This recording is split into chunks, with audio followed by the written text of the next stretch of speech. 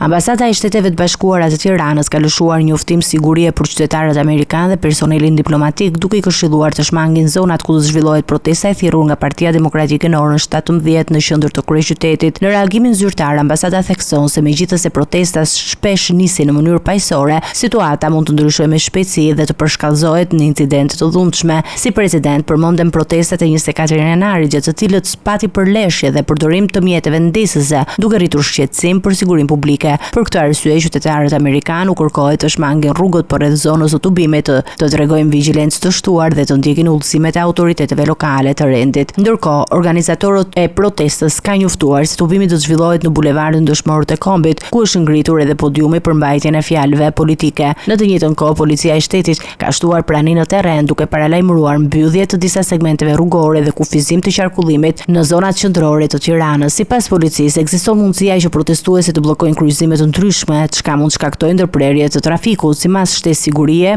hyrja kryesore e godinës së qeverisë është blinduar, ndërsa autoritetet janë angazhuar për të garantuar rendin dhe mbarvajtjen e situatës.